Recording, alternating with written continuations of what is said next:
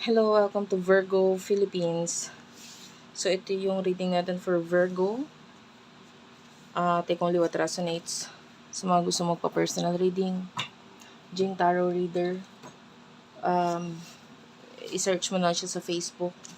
Kung gusto mo sa akin, virgophilippines@gmail.com. Dito ka pwede mag-inquire. Or dyan sa aming Facebook page, Madam Space P. And then, lagyan mo na lang din ng space pa sa dulo para mas madali mo siyang ma-search. TikTok shop, Unipri, UNIPRI. Yan yung aming TikTok shop.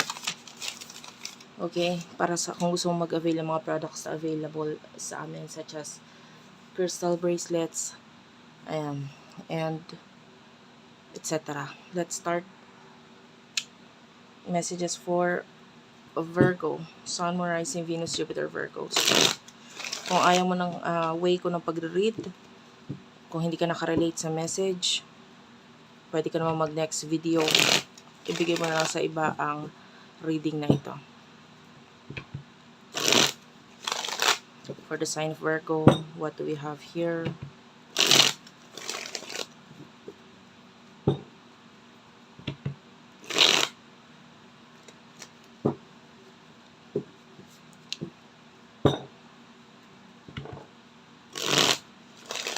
Okay, let's start. Hindi ako nagbabasa ng reversal. I will just read the card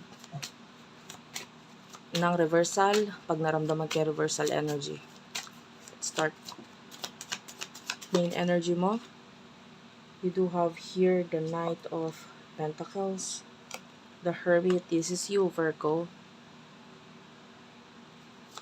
I feel like yung iba sa inyo pwedeng may mga changes na gagawin pagdating sa home, you know, or kung hindi man sa home, maybe, kung hindi man sa home, maybe sa place of business, or sa office mo, your private space kung saan ka lagi naglalagi. So nakakita ko ng mga changes na gagawin doon.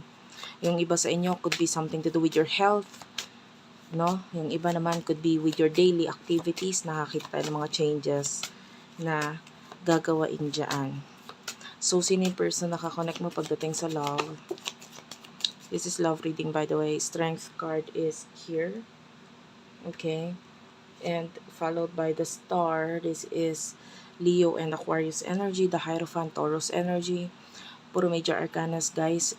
Strength card, star, hermit, the Hierophant are all major arcanas, followed by the sun. Ito lang ang hindi naging major arcana, which is this is the Four of Pentacles and yung Knight of Pentacles, Taurus, Virgo, Capricorn energy. So sa person na kakonect mo, I'm feeling like you're dealing with someone na pwedeng medyo naging matibay yung connection ninyo nitong taong to At lalong mas tumibay pa. And nakikita natin with the star, meron siyang mga wishes, goals, dreams na nabubuo ngayon. And I feel like malaki ang naitutulong mo sa kanya with regards to that, with the Hierophant.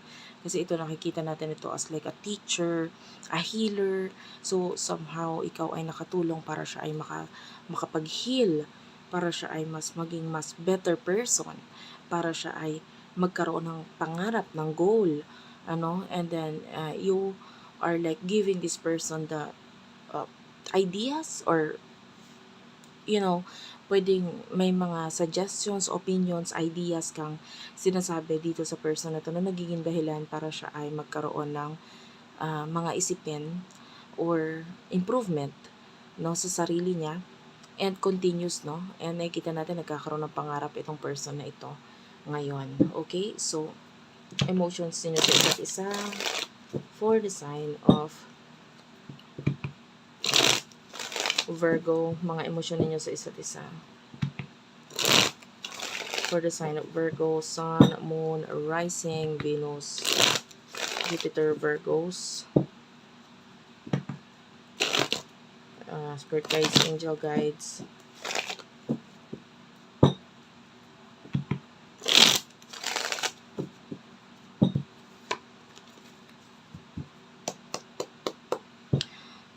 Wait lang ha.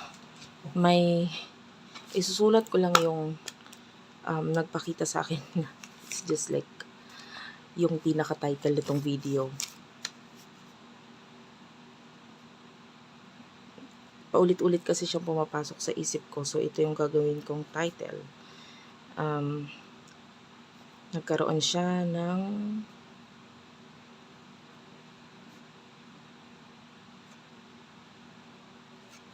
pangarap or goal sa buhay dahil sa'yo.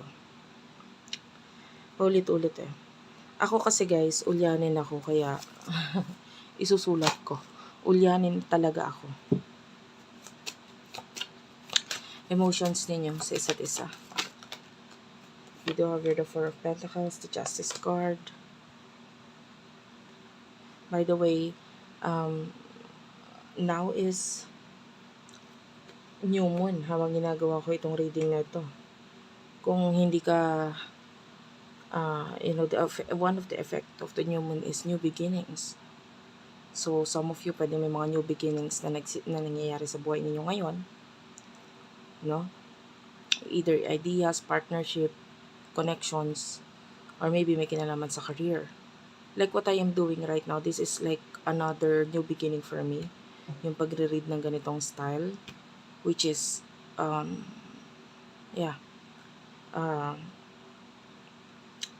bigla na lang parang nakaramdam ako ng parang I want to use the table. No? So,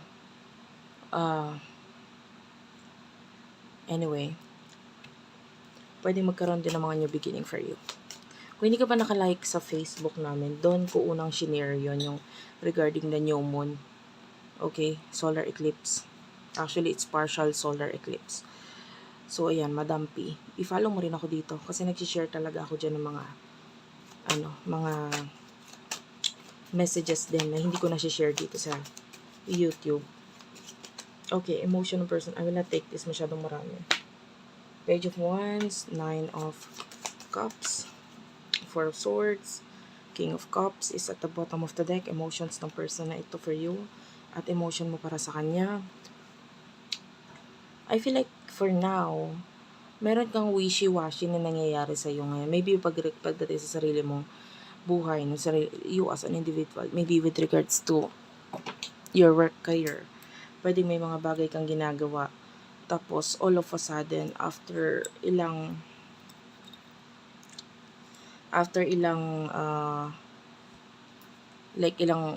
araw, meron na namang another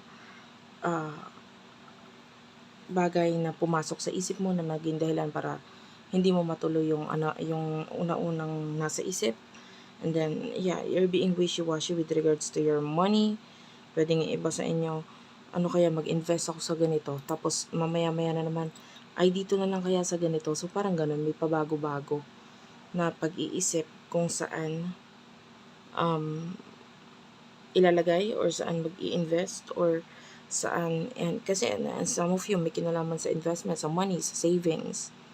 Okay? Kung hindi man sa money mismo na hawak mo na, it could be itong bagay na pag-iipunan mo na or pag dumating itong pera mo, saan mo siya gagastusin.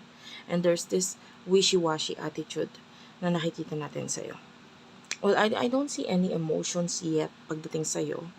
Kasi mas nakita natin, ang focus mo is career, money, maybe financial matter. Yan, mga or material. Yan, material matter. So, pwedeng ganon.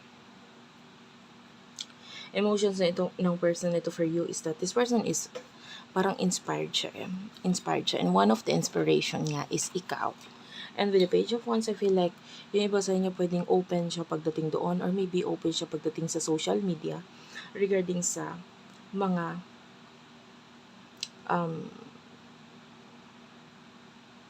dalawa lang yan guys. Either open siya sa'yo regarding sa intention niya, emotion niya para sa'yo. Or open siya sa social media regarding that.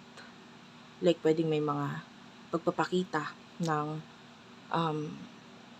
post or shares na may kinalaman sa iyo or maybe some of you, maybe it could be another person kasi yung iba, this is a friendly energy.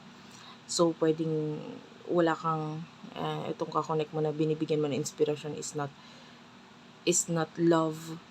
Pwedeng, ano lang to, yung connection mo is a friend, no? Yung iba kasi sa inyo, wala namang kakonect, nanonood lang. And then, pwedeng itong nabibigyan mo ng inspirasyon dito, napapagtiba yung connection ninyo, is a friend. Okay? So, take only what resonates.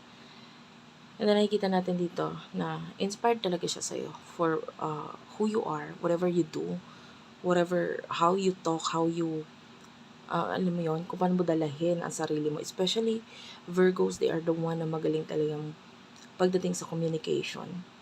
Malinis, malinaw kung makipag-communicate you, or ruled by the planet of Mercury, which is the Mercury is a uh, planet, no? Na may kinalaman sa komunikasyon. And that's why you are good pagdating sa pag-deliver ng message, pakikipag-communicate. And this person is really inspired with regards to that.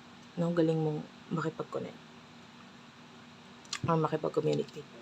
So what will happen in the near future for the both of you?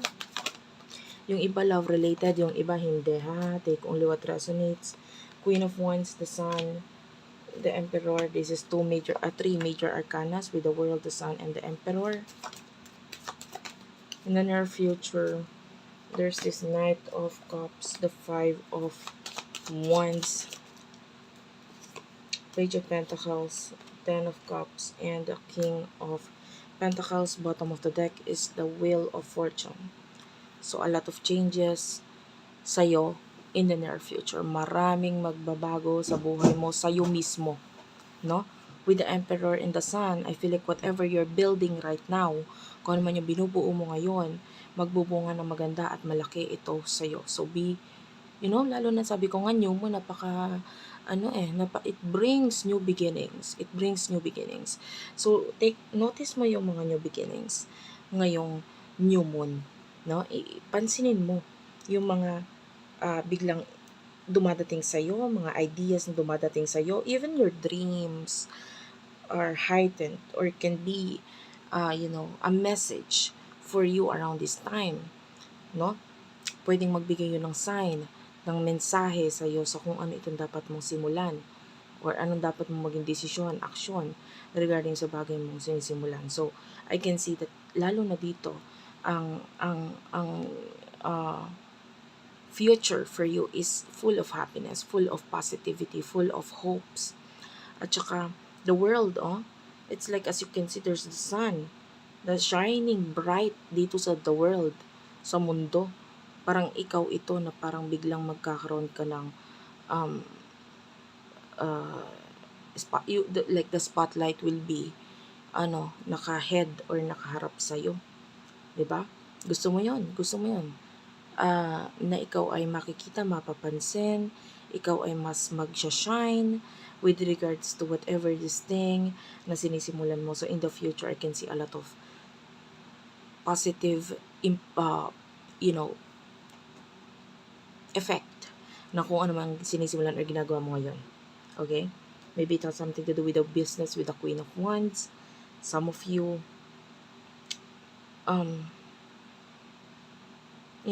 mas marami or mas madadagdagan yung nakikita nating naka-follow, naka-respeto, or may respeto sa'yo. And with regards to the person that you're dealing with, nakakita tayo ng person na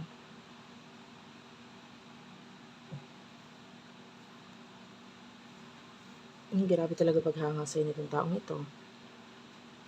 If this is love-related, this person is or will fight for you. Kung ano man challenges sa inyo, wala akong pakialam sa challenges sa atin. Ilalaban ko to, ilalaban kita, ilalaban ko yung connection. This person loves you. Kung may love-related, yung iba nga kasi this is platonic connection. Pero yung iba na hindi naman platonic, may connection talaga, may love talagang involved. Ito yung tao na mahal kita, ilalaban kita. And with the King of Pentacles, this person is like, I'm willing to risk it all. No? I feel like deserve kita, or I deserve you, or we deserve each other. Parang ganun. Bumuo tayo ng something, bumuo tayo ng pamilya natin, bumuo tayo ng masayang buhay na magkasama tayong dalawa. That's what I can see here. So, that's it for now. Thank you for watching. Hopefully, ikaw ay nakarelate, nakaresonate. Please do like and subscribe. I love you all and bye-bye.